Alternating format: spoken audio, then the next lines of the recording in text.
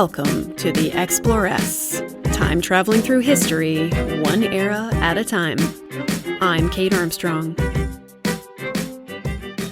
In 19th century America, the Wild West was a dream of striking it rich, of finding fame, a fresh start, or freedom. It was a place of extremes and contradictions, full of epic landscapes and terrible hardships, independence and lawlessness and swing-door saloons. Americans were obsessed with the West then, and they still are. But when we think of frontier legends, we tend to picture grizzled cowboys pointing shiny guns. If we see a woman at all, it's a pretty, helpless schoolteacher or that fast-talking dancer at the local brothel.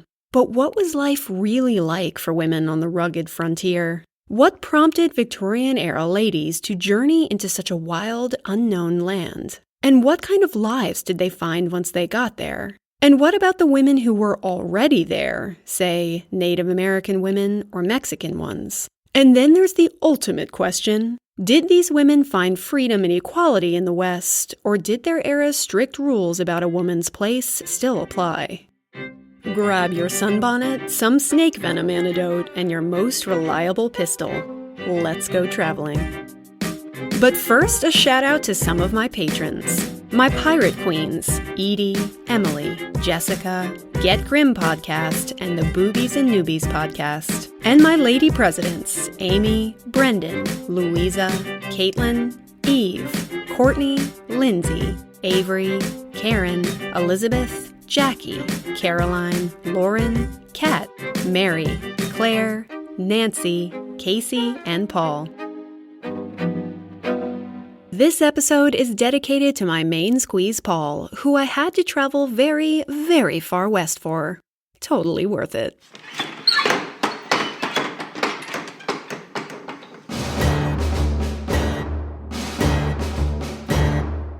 So let's start somewhere in the 1840s, in, let's say Ohio. You're gazing out your farmhouse window and seriously contemplating heading out into the wild frontier. But what is the frontier exactly? In the colonial era, it was anywhere west of the Blue Ridge Mountains. There are rumors about woolly mammoths, volcanoes, and mountains of salt. Okay. But what life's really like out there, pretty much nobody knows. The frontier changed in 1803 when President Thomas Jefferson bought a bunch of land from the French at a rock-bottom price, $15 million, or 4 cents to an acre. The Louisiana Purchase was one of American history's biggest and most influential bargain purchases, winning America all the land from the Mississippi River west to the Rockies, and from Canada down to New Orleans. That's about 827,000 square miles, or, for the metric lovers out there, 2,142,920 square kilometers. So, about the size of modern-day France, Spain, Portugal, Italy, Germany, Holland, Switzerland, and the British Isles combined. It nearly doubles the size of the United States. It's not long after that, probably while celebrating his awesomeness over a glass of apple brandy, that Thomas Jefferson sends a group of guys called the Corps of Discovery out to explore and map this newly acquired area, to chart the land, discover its flora and fauna, and make nice, or perhaps just subdue, Native American tribes. It's led by the wonderfully named Meriwether Lewis and William Clark. But it's an American Indian woman who is the secret to their success. And by success, I mostly mean not dying. Sacagawea was born to the Shoshone tribe in Idaho, but was kidnapped at age 12 by the Hidatsa, then taken to North Dakota, where she was sold and forced to marry a much older fur trapper, Toussaint Charbonneau. Every woman's dream, I'm sure. Lewis and Clark enlisted Charbonneau's help as a wilderness guide for their journey over the Rocky Mountains, and he brought a pregnant Sacagawea in tow. But she's the one who proved the bravest and most valuable team member, using her knowledge of the land to help them survive the winter, and her ability to speak several indigenous languages to help them purchase horses. All with a baby strapped to her back. Hardcore. Not that she got paid for her work or anything. You weren't expecting that, were you? But William Clark seems to have been quite fond of her. When she dies at the tender age of 25, he adopts her children. So there's that. The core of Discovery shows the folks back home on the East Coast many things, one of them being that a trip to the other side of the continent could indeed be done. But it isn't until the 1840s that people start heading all the way to the West Coast in large numbers. And so here we are, back at our farmhouse window, dreaming of the life we might have.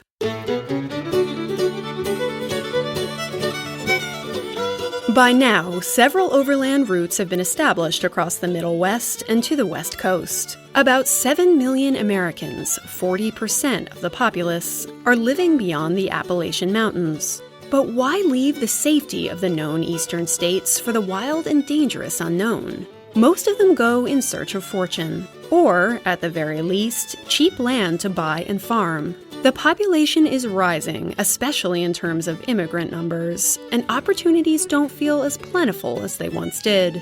Plus, depressions in 1819 and 1839 pull the economic rug out from many a pair of feet. The 1840s will see a series of American victories in terms of dominating that scary land beyond the Mississippi. The United States rises victorious from the Mexican-American War in 1848, gaining vast new areas of lands, and, it must be said, royally screwing over Mexico. And then there is the Western Gold Rush. After James Marshall discovers gold at Sutter's Mill in California, a rush of gold seekers head west to try and strike it rich. These 49ers, as they're called, include Chinese, European, and South American immigrants who all want in on the fortune-hunting game. By 1840, some 100,000 people flock to California, but they're heading to other territories too, chasing rumors of the next big strike. The government is helping things along as well, as they're eager to see people heading out to populate the West. A much bigger country full of farmers means more valuable grains that the country can export elsewhere.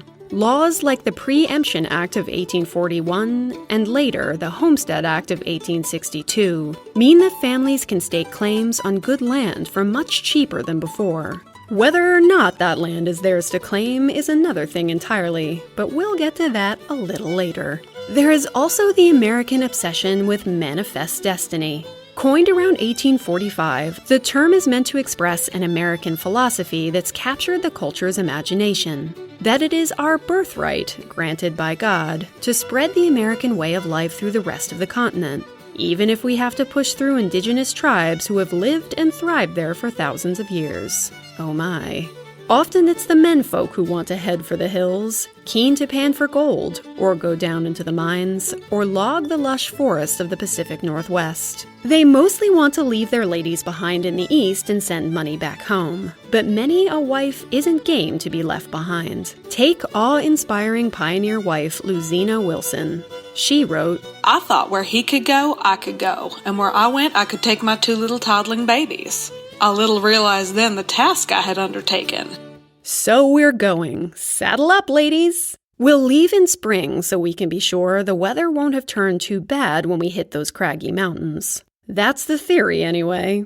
Steam trains do exist, but at this point, none of them cut through the country to the other coast. The first transcontinental railroad won't be up and running until the 1860s. So travel west means it's a horse-pulled wagon or nothing. If you're feeling unprepared for your journey, don't fret. There are several handy manuals to guide you along. Publications like the National Wagon Road Guide and the Daily Missouri Republican are the era's lonely planets, giving you useful tips like how long the journey west might take. 3 months, they say, when in reality, it's more like 6. They'll also help you figure out what kinds of things you should pack, how to cook dinner over an open flame, and how to keep your kids busy for 10 hours a day in a dusty wagon. Don't worry, these guides say. It'll be fun. We promise. Of course, the reality of these journeys is shockingly hard.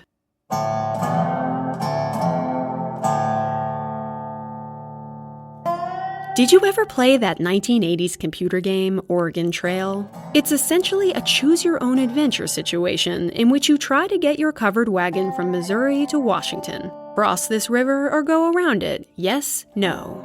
Go through this valley or try and find a less dangerous route? There are lots of ways to die in this game. Measles, snakebite, cholera, drowning, pure exhaustion. But in real life, we lady pioneers won't have the option to click start over. First, there is the weather to deal with. There are often massive thunderstorms on the plains, with winds so bad that everything you own will be wet, no matter how deep you bury it in your wagon.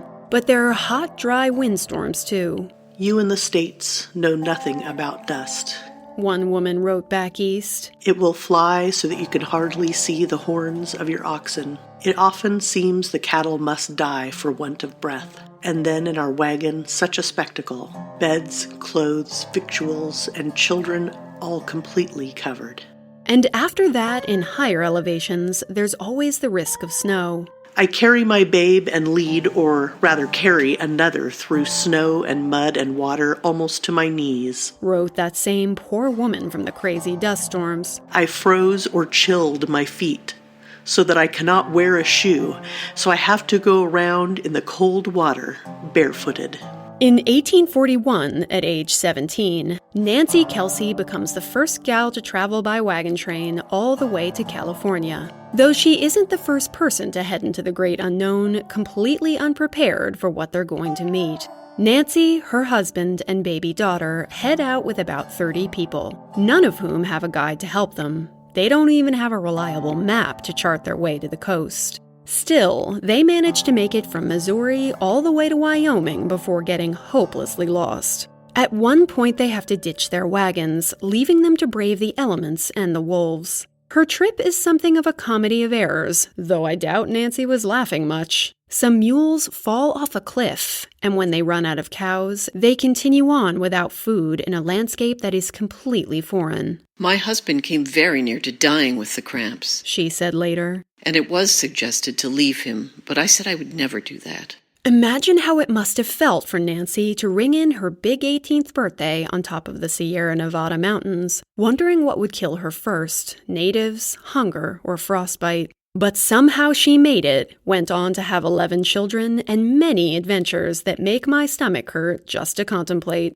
It does cost some money to go west. Buying and outfitting a wagon cost from $600 to $1,000, the kind of money that's almost impossible to save on a factory worker's wage. That means most women who head west come from middle-class farming families, but that doesn't mean they're all ready for the harsh reality of frontier living. In general, these aren't the chaps-wearing rebel girls from Wild West movies. And let's remember, Victorian-era rules of etiquette run very deep.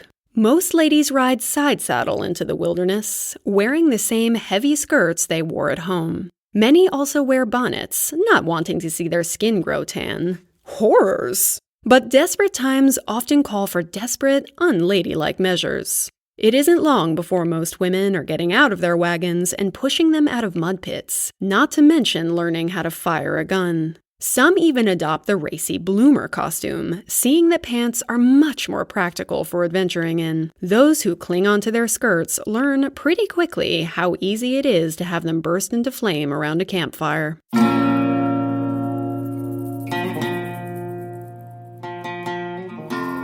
We lady pioneers will need strong arms, flexible ideas about personal hygiene and comfort, and a strong constitution to make it through these long days. The wagons only stop rolling from dusk until dawn, and you'll be in charge of most of what happens during those hours. Think of the very worst camping you've ever done. Terrible weather, bad roads, no electricity, no porta-potties, no matches, no headlamps. And times that by perhaps 15. And at the end of the day, when the wagons are circled and there are animals howling out through the darkness, who do you think is in charge of domestic duties like cooking and cleaning and starting a fire? Us ladies, naturally. Just like back at home, ours is the domestic sphere. Never mind that this sphere now involves bears and rattlesnakes.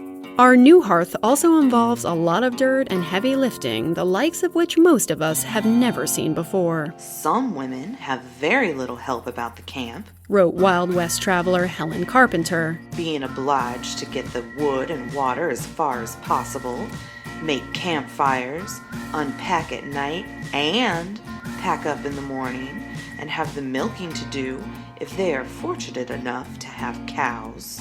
This isn't a situation where you can retreat into an air-conditioned camper van and watch some Netflix over a glass of box wine. The conditions are hard and always changing, and so we ladies need to be able to think on our feet. especially out on the Great Plains, where there are very few trees for fuel or cover. Often, the only thing to gather for a fire are buffalo chips. No, they are not at all like kale chips. They are dried-out buffalo poop, which must smell particularly delightful while one tries to cook over it. Some women have never once cooked out in the open, and yet, of course, they manage. On a rainy night in 1844, one James Clyman watches a woman go about her duties with some fascination at her ability to multitask. After having kneaded her dough, she watched and nursed the fire and held an umbrella over the fire in her skillet with the greatest composure for near 2 hours and baked bread enough to give us a very plentiful supper. And of course, these duties don't stop while you're moving. You will not be listening to any podcasts on your road trip through the plains. You'll be rolling out that pie crust and trying to mend clothing while jolting violently back and forth behind a bunch of mules. And because there isn't much time for things like laundry, your family is probably going to spend a lot of time smelling like unwashed armpit. You'll be lucky if you can find a river to dunk those dirty drawers in. And good luck figuring out how to hang them over the fire.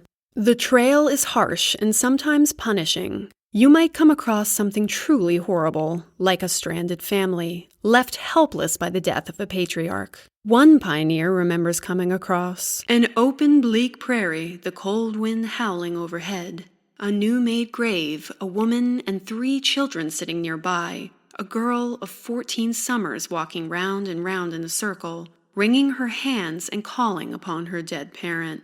Kids out on the trail have to grow an emotional callus with the quickness. Sometimes they write little poems on the skulls they find along the way, leaving room for the next kid to add a few lines of their own. Kind of like a game of telephone. How fun! Dirty diapers are a particular headache. Often, all you'll be able to do is scrape them out and reuse them. Leave something in the sun long enough, and it'll dry out, right? Same goes for whatever you're using to deal with your feminine hygiene. How are we even going to the bathroom in the middle of an open plain with so many men around, you wonder? Sometimes we ladies have to band together. They can often be seen standing in tight circles, shielding a urinating lady from view of the men in their wagon train. Others just have to trot farther afield to find a private place. Don't be too long, though. Wagon trains have been known to leave their womenfolk behind. Take Frances Grummond. She was peeing in Sioux Indian territory when she discovered that her companions had forgotten all about her and headed on their way. Understandably, she panicked. In my haste to reach the road or trail, I had the dreadful misfortune to run into a cactus clump. She wrote later. My cloth slippers were instantly punctured with innumerable needles. There was no time to stop even for an initial attempt to extricate them, as fear of some unseen enemy possessed my mind, as cactus needles possessed my feet. She ran, her feet like living pincushions, for almost a mile before she found them. Yikes.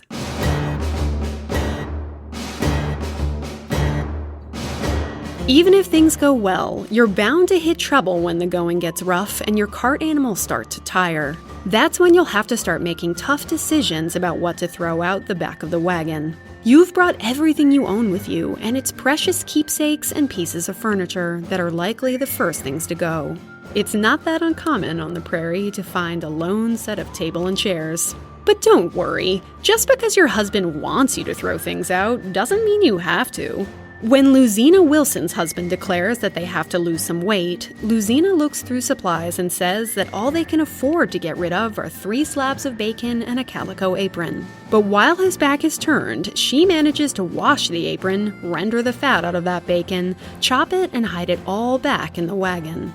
Days later, her husband remarks how much better the mules seem to be doing. Luzina just nods her head and smiles a Mona Lisa smile. But women going west aren't always welcome amongst the rough and tumble. When a fear of American Indians pushed our friend Luzina to beg her husband to join up with a group of prospectors, it turned out that they didn't want her. They thought a woman and a kid would slow them down.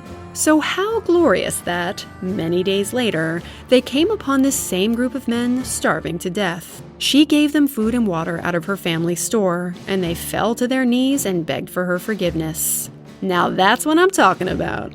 Things get especially tricky for women traveling alone to meet a husband who's already out in the goldfields. Poor Julia Lovejoy suffered it all as she traveled with her 2 kids to meet her hubby in Kansas. One time, while on a riverboat, a male passenger offered to give her his room, seeing as her child had the measles. She moved in only to find it horrifically dirty. Only a man would have a dead cat in one of his drawers. Gross. She cleaned the room up, upon which point he changed his mind and evicted her.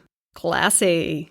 Some of the other fine sights her little family encountered on their journey: dead bodies in hallways, drunken outbursts, and dirty floors instead of beds. I think I'll take that covered wagon, thanks. But some girls seem able to rise to these hardships. Take Jeanette Riker, who finds herself alone in the Montana wilderness in 1849 when her dad and brothers go out hunting and never come back. She builds a shelter, kills an ox and salts the meat, and settles in to wait. Turns out she has to wait all winter, fending off wolves, before a Native American group finds her and takes her to a nearby fort. Surviving here takes serious perseverance and an iron will. Our friend Luzina said later, Nothing but actual experience will give one an idea of the plodding, unvarying monotony, the vexations, the exhaustive energy, the throbs of hopes, the depths of despair through which we lived. Of course, you're not the first lady to come to the West. Far from it. Spanish, Mexican, and Native American women have been here for quite a while.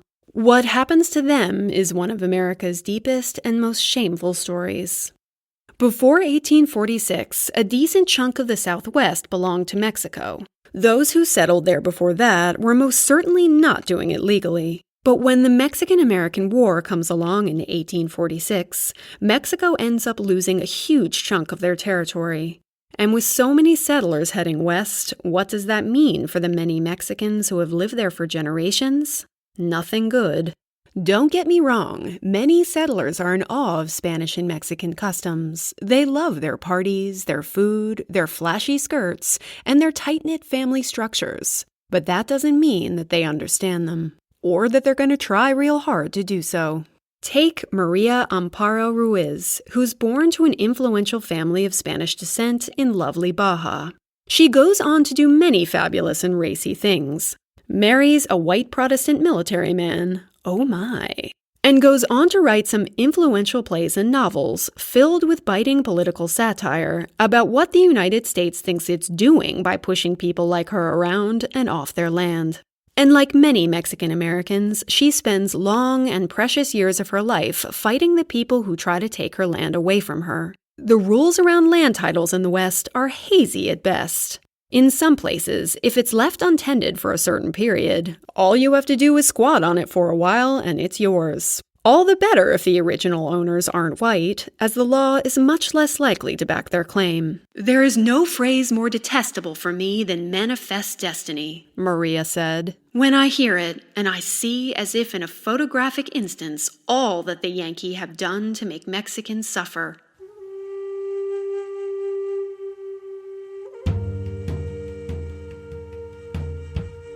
And then there are Native Americans. It's hard to fully capture what an Indigenous woman's life is like before pioneers come along. There are many different American Indian tribes operating in the 1800s, and they all live with different languages, religions, and ways of life.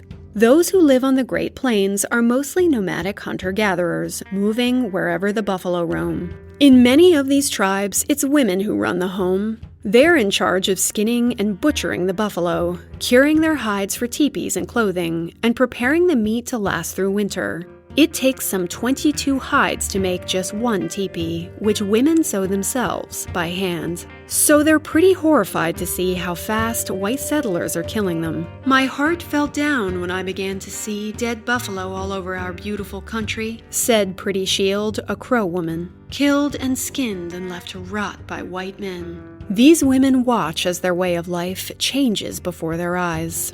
One of the saddest fates that Native people have to suffer is what we now call the Trail of Tears. Some 125,000 American Indians living in the Southeast were unceremoniously forced to march west, well past the Mississippi River. The Supreme Court objected to the worst of these crimes in the 1830s, affirming that native nations are sovereign nations. But that doesn't stop people covetous of native land from removing them by any means necessary.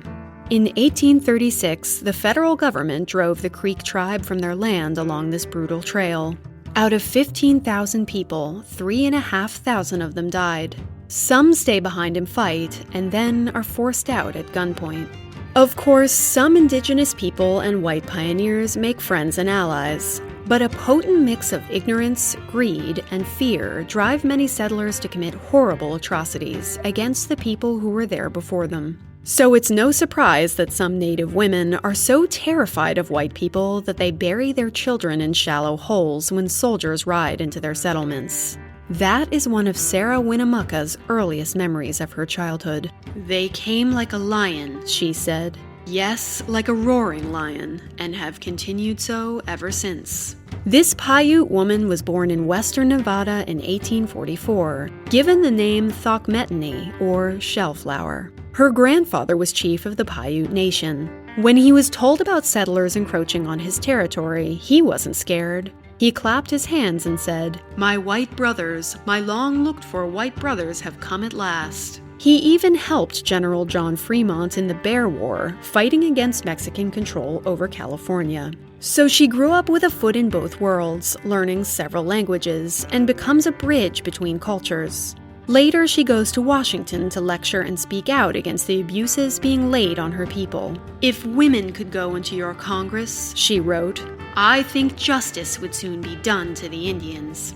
Some white settlers do feel bad about the way indigenous people are being treated, but others, well, not so much. "I used to be sorry that there was so much prospect of their annihilation," wrote one Oregon woman. "Now I do not think it is to be much regretted. If they all die, their place will be occupied by a superior race." Yikes, lady. One of the biggest fears for Eastern migrants is of what happens if they encounter Native Americans. And though in the grand scheme of things, the number of unprovoked attacks on migrant families isn't huge, there are some terrifying cautionary tales. In this era, you don't have to look far to pick up a novel about white women violently taken by savage natives. And by taken, I mean assaulted. If you've seen Godless on Netflix, you'll know what I mean. And it is true that some indigenous men kill women they capture. Some are even taken away as slaves. This, of course, is a thorny issue, and as with every good girl, bad guy story, these captured women's lives and experiences are varied and not always bad. Take young Olive Oatman. In 1851, a band of Indians murders her entire family while they're traveling through Arizona, taking Olive, age 14, and her younger sister Marianne off to become their slaves. They live that way for a year, forced to do chores and beaten when they don't do them properly, until they are swapped for supplies with a group of Mojave. The family of a tribal leader adopts and raises the girls as their own. They spend years with this community, becoming one of them. So much so that when a band of white traders stays with them for several weeks, neither of the girls seek to make themselves known. They even get blue tattoos on their faces, which Mojave Indian women get to make sure they'll meet their ancestors in the afterlife. Sadly, Mary Ann dies of starvation during a particularly bad harvest. Eventually, Olive's true identity is discovered, and she's reunited with her brother. Turns out he wasn't actually killed in the mass murder. Her adopted mother cries when Olive leaves, and when she gets to the fort, Olive cries into her hands. America was desperate to know what it had been like living among the natives. Had they made her get the tattoo, or had she wanted it? Had she been forced to marry one of the local boys? But always, the reality of her complicated growing up stays murky. In her public lectures about her time with the tribe, she sometimes calls them savages. Perhaps because that's what white audiences want to believe Native Americans are. After all, it's much easier to justify robbing people of fertile land when you believe them to be devils. But privately, she seemed to mourn the families she'd lost. She paced the floors at night in her brother's house, always restless. She never is quite able to embrace the more civilized world.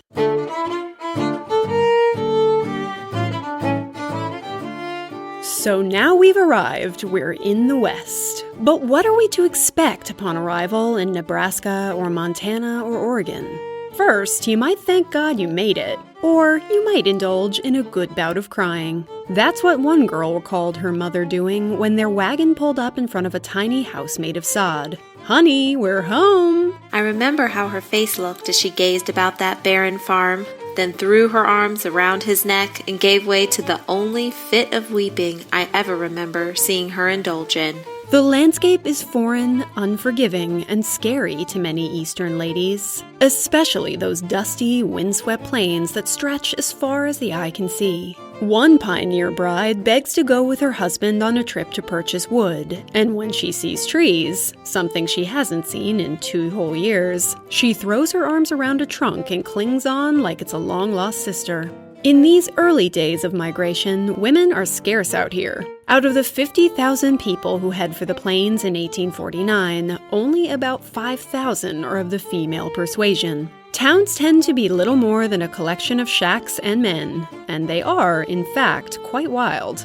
If a mine does well, the population around it swells, creating a demand that the supply can't keep up with. There's nothing like a half-formed infrastructure and the looming prospect of starvation to put the wild in west. Houses are pretty scarce too, so ladies, if you're hoping for a nice little 3-bedroom cottage, don't get your hopes up.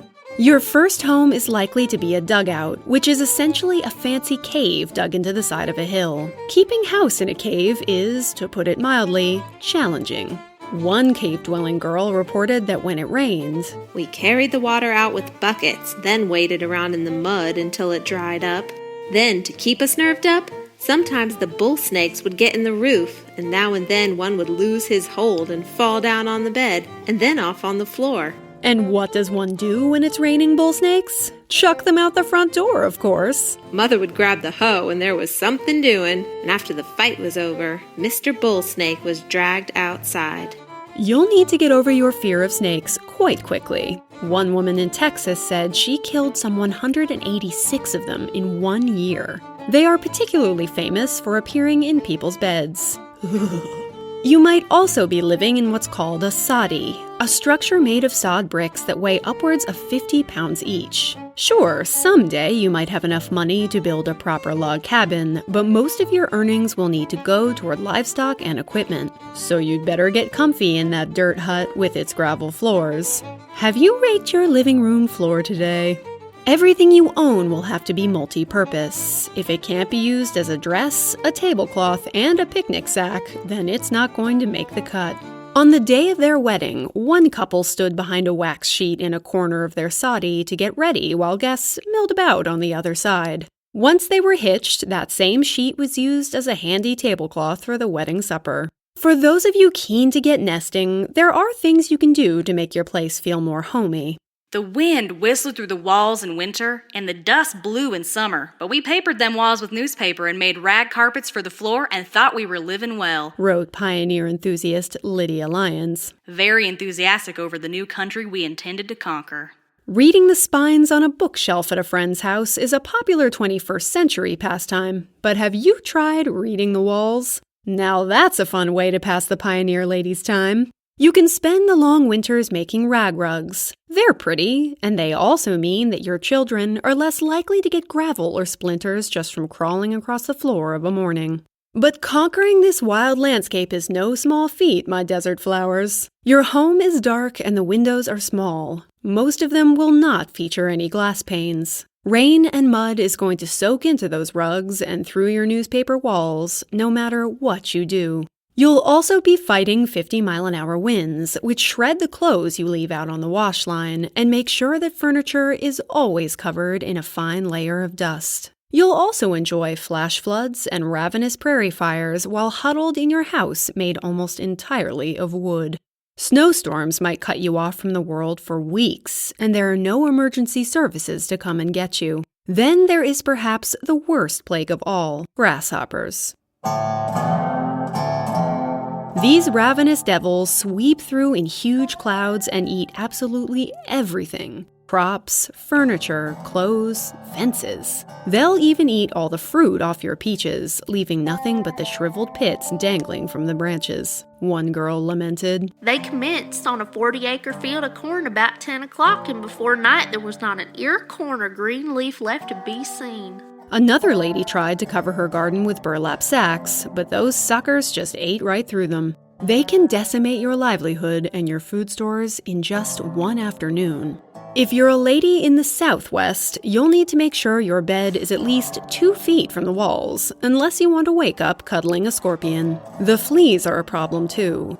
To keep them at bay, you might burn buffalo chips inside your house. Yes, dried poop again. We will never escape it. But don't worry, you can send your young children out to collect them before winter sets in. Now that's a great idea for a scavenger hunt. Native American women build temporary structures that are easy to burn down when the infestations grow to be too much. But pioneer women want to create a kind of permanent sanctuary.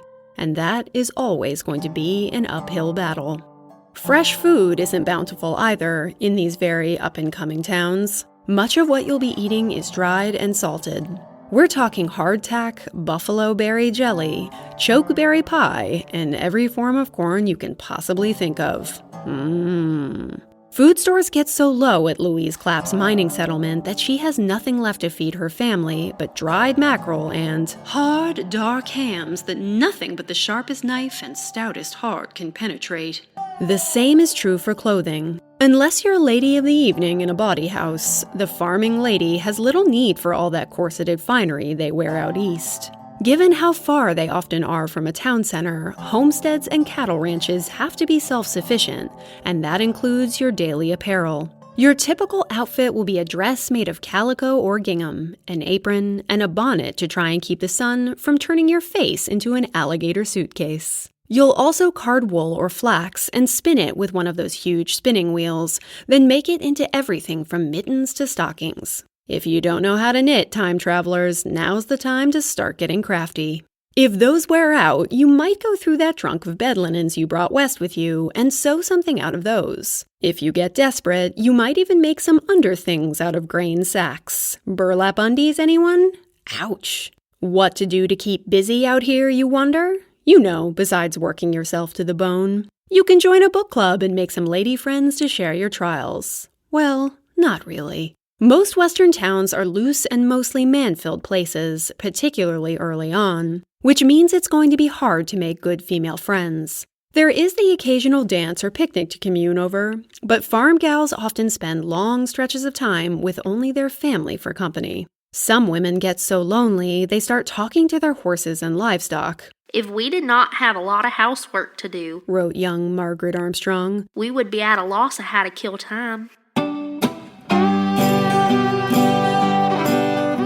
The fact that most Western settlements are filled almost entirely with very smelly dudes presents both an annoyance and a problem. Many Western belles find themselves the object of ardent and aggressive courting from dozens of suitors, whether they're interested or not. Men are so desperate for all things sexy lady that they'll pay just to see a pair of women's underwear, a la 16 Candles. She doesn't even have to be wearing them. Townsfolk get pissed when married men won't bring their wives to social functions so that the other men can dance with her. Now that's just rude.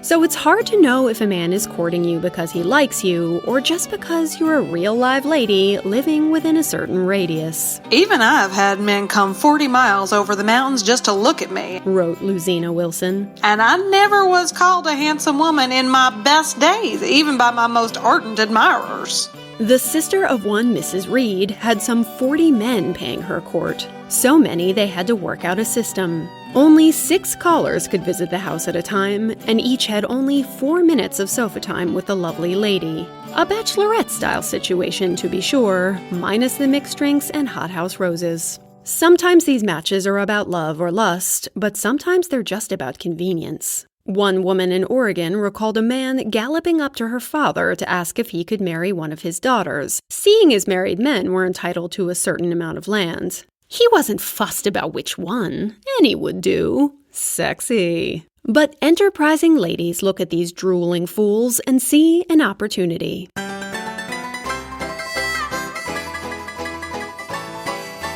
As we talked about in episode 4 on sex in this era, Wild West towns provide a very pressing need. Enter prostitutes, or the ladies we'll delicately call the fair but frail. Though most of these ladies aren't frail in the least. In a country where lucrative employment opportunities are few and far between, particularly for the single girl, a soiled dove in a town full of men can make an absolute killing. At just 19, a lady of the evening named Maddie Silks opened a brothel in Illinois. She went on to own several across the West, making mad money, taking many lovers, and, this is just a tall tale, but it's too good not to mention, supposedly participating in a topless lady duel. In other words, living her best life. I went into the sporting life for business reasons and for no other, she said. It was a way, in those days, for a woman to make money, and I made it. While a domestic servant on the East Coast makes some $8 a week, there are towns in the West where a Cyprian woman can make $16 in just one evening simply by being a man's dinner table escort. Nearly all these women at home were streetwalkers of the cheapest sort, said a Frenchman traveling through the West, whose terrible accent I'm very sorry to foist upon you. But out here, for only a few minutes, they ask 100 times as much as they were used to getting in Paris. These women aren't free and easy. Like their sisters on the East Coast, many have to hand over much of their wages to madams for their room and board, and the same types of worries apply. Feather boas and fancy pantaloons aside, it's far from glamorous for many. With such high demand, payday at the mines can see some girls servicing up to 80 men in just one evening. They suffer from untreatable diseases, a high suicide rate, and ill-done abortions. Sometimes prostitution offers us ladies an opportunity to get ahead and live an independent life. But for immigrants, that often isn't the story. This is particularly true of Chinese girls, who are stolen off the streets of Canton and sold into unspeakably horrible sex slave situations in cities like San Francisco. Later in the century, a 25-year-old dynamo named Donaldina Cameron will lead a crusade to save these women and stop the Chinese slave trade to the West. She leads police raids on brothels and gambling dens, hacking through doors with her own 2 hands, and then helps these women find jobs and stable husbands. One of these women, Yoke Keen, will become the first Chinese woman to graduate from Stanford. But some Western soiled doves turn their profession into a prosperous business that influences entire regions. They bring in mad business, for one thing, and thus red light districts are often the social center of town. Every boomtown has a strip of brothels that provide more than just a good time. They're a place where men can talk freely and do discreet business, and brothel girls prove good secret keepers. Thus, Cyprian ladies have more respect and more power in the West than almost anywhere else. Wealthy madams often become pillars of their community. They use their wealth to open schools, support injured minors, fund relief aid after natural disasters, and help women less fortunate than they. They're astute business ladies, too. Their investments win them freedom, but also a foothold in politics. Maybe that's why the West gives women the right to vote way before the East does.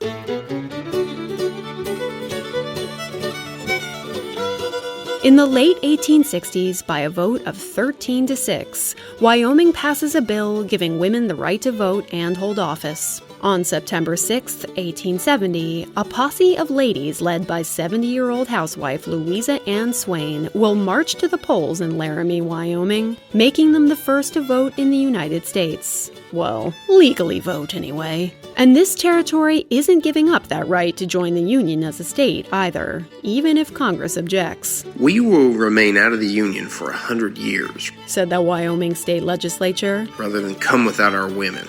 Suffragist Susan B. Anthony is telling every gal who will listen to head on over to the earthly paradise that is Wyoming.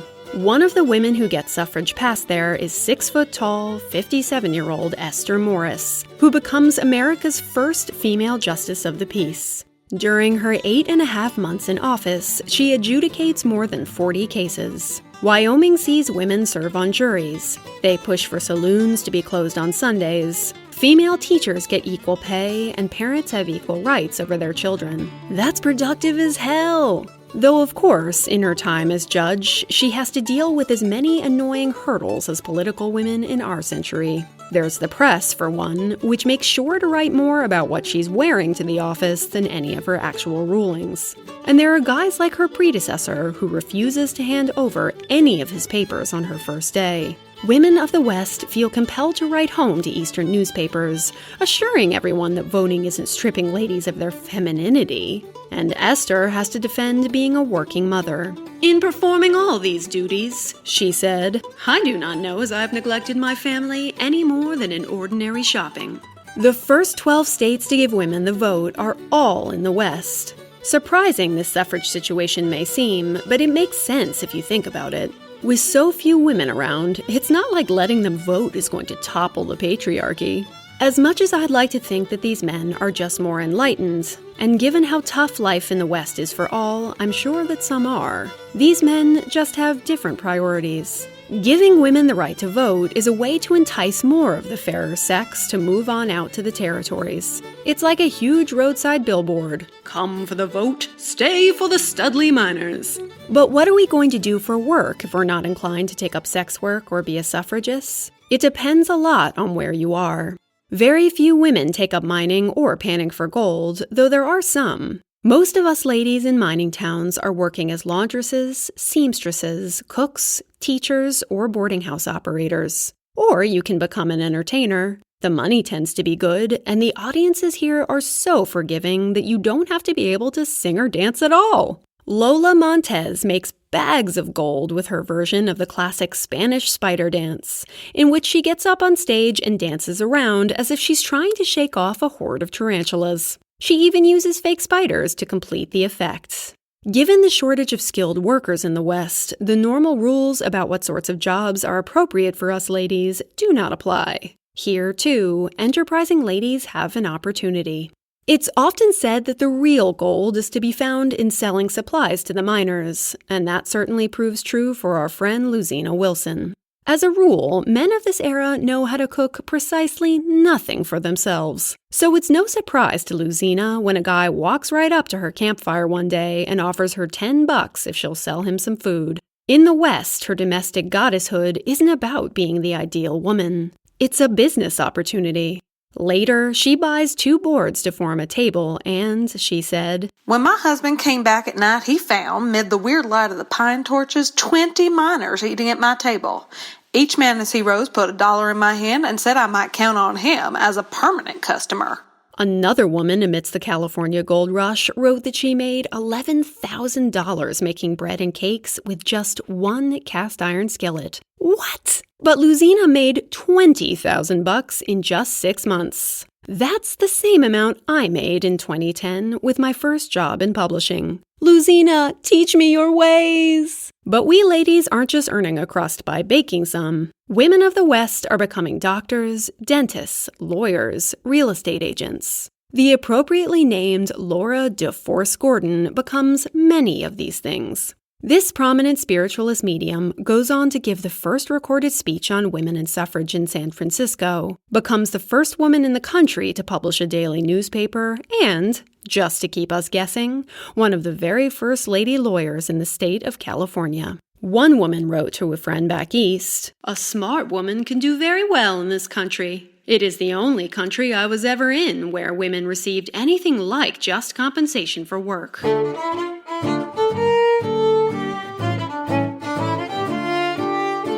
We ladies are getting into rougher work, too. There are real-life cowgirls amongst us women who actually own their own cattle ranches or homesteads, and who go on cattle drives and break horses themselves.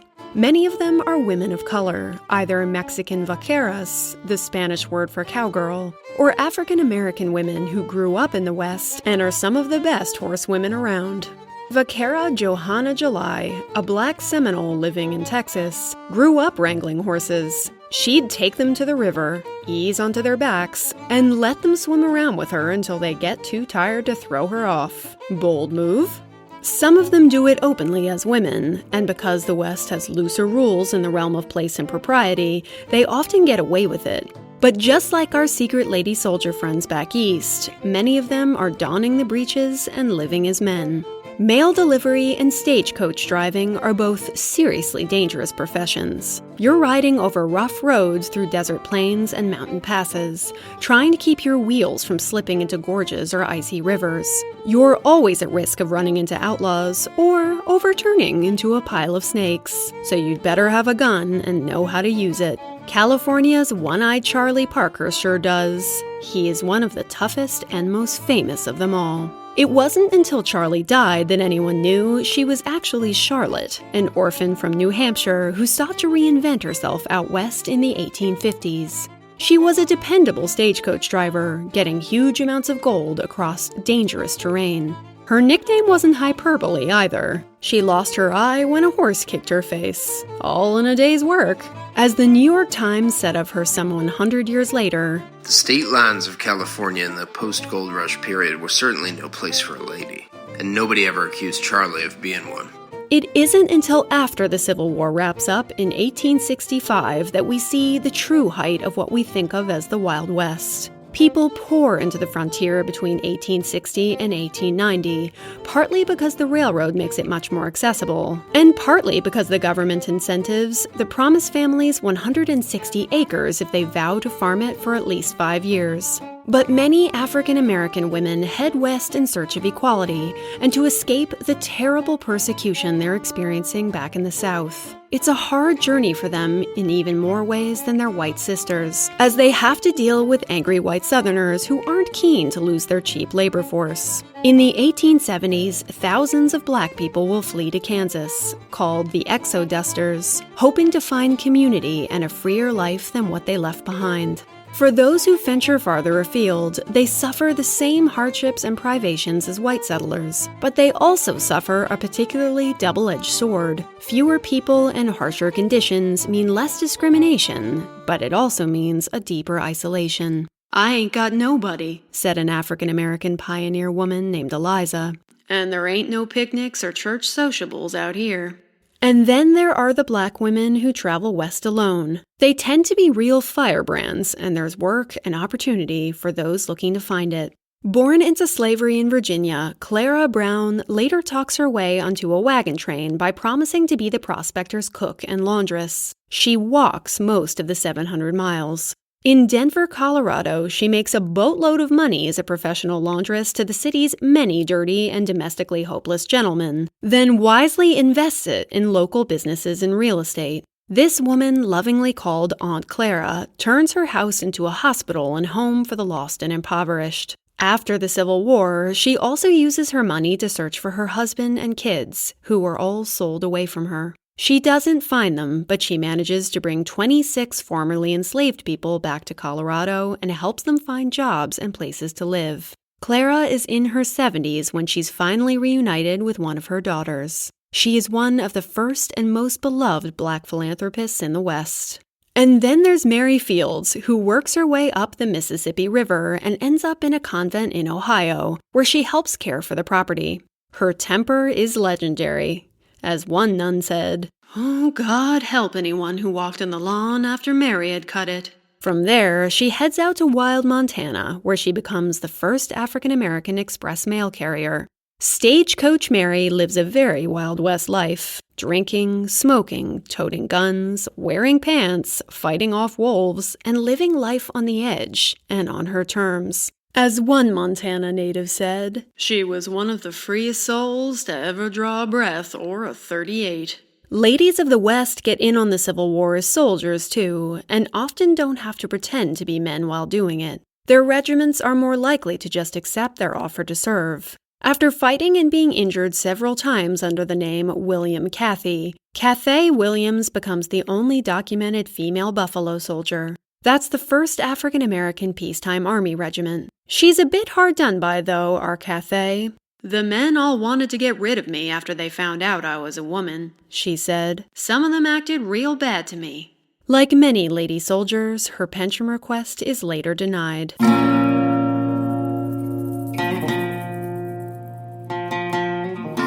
And of course, you could always get involved in serious Wild West lawlessness, gambling, stick-ups, and highway robbery. The stories of the women who do are the stuff of legends, where fact and fiction are often hopelessly intertwined. Eleanor Dumont becomes one of the first and most successful female gambling operators in the West. Operating under the outrageously wonderful name Madame Mustache, she arrived in San Francisco in her 20s and proceeded to outgame everybody else at the table, buying champagne for the losers so they wouldn't feel too bad. She even opened her own luxury gambling parlor. She used her winnings to purchase a cattle farm, and when her manager, Jack McKnight, ran off with her money, legend has it she hunted him down and killed him with a shotgun. Sorry about it. Later in the century, two women with guns will become national sensations. Annie Oakley makes quite a splash with her fancy shooting, which she learns after her father dies and she has to hunt in order to support her family. She becomes famous while shooting for Buffalo Bill's Wild West show, where she wows the crowds by hitting very tiny targets like cards and the tips of cigarettes from the back of her moving horse. But she refuses to ever ride anything but side saddle, or to wear pants during her act, however practical. In doing so, she proves that one can be a lady and also shoot at things. Martha Calamity Jane Canary is a different story. She turns herself into a legend mostly through shameless self-promotion, drinking hard and taking lovers, all while wearing male attire. But while everyone loved Annie Oakley, in reality, Jane had fewer fans. The West is a place where ladies have a chance at opportunity and greater equality. But just like back east, society isn't always kind to women who want to live a life outside the lines. Then there are the gunslingers who actually commit crimes. Pearl Hart holds up stagecoaches in Arizona with her hair cut in a fetching bob and a proper cowboy outfit, then escapes from jail. The Bandit Queen may be an outlaw, but I think what she has to say during her trial is pretty fair. I shall not consent to be tried under a law in which my sex had no voice in making. For women, the frontier was both a terrible unknown and a tantalizing promise. Enterprising souls with a fondness for wide-open spaces could find freedom and opportunities that once eluded them. Those who lived there before the pioneers fought back as they watched their ways of life change forever. The West is full of stories of heartbreak and triumph, but none would be the same without Wild West women who showed incredible grit, resourcefulness, and bravery in an unforgiving land. It's with an image of a lady pioneer riding off with her guns into the sunset that Season 1 of The Exploress comes to a close. As sad as I am to leave mid-19th century America behind us, we have new countries and time periods to explore, new horizons to adventure to. Until next time.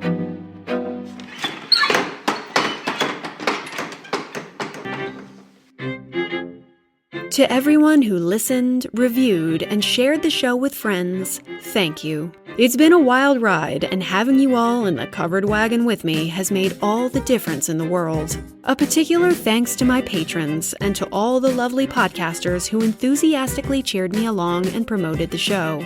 I'll be back before you know it with a brand new season. Make sure you're subscribed to The Exploress so you can catch Season 2 as soon as I start releasing episodes. I wouldn't want you to miss a thing.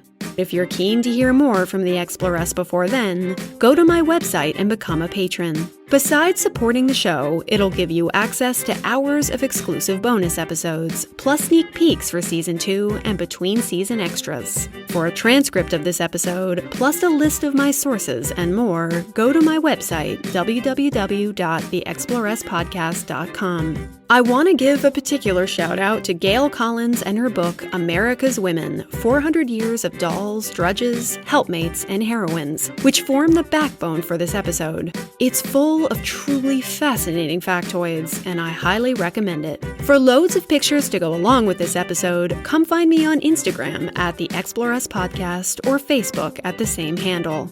Or you can tweet at me at The Exploress Pod. Thanks, as always, to my talented husband Paul for my theme song and logo, and to the following legends for their vocal stylings: Nancy Wassner, Caitlin Seifert, Edie Chevalier, love you, Mom, And some of my favorite podcasting ladies. Heidi from the Vibrant Visionaries podcast, Ray from the Womansplaining podcast, Amanda from Amanda's Picture Show A Go-Go, and Kayla from the Get Grim podcast. Special shout out to my brother John, who wins Best Attendance Award for featuring in every single episode. Love ya!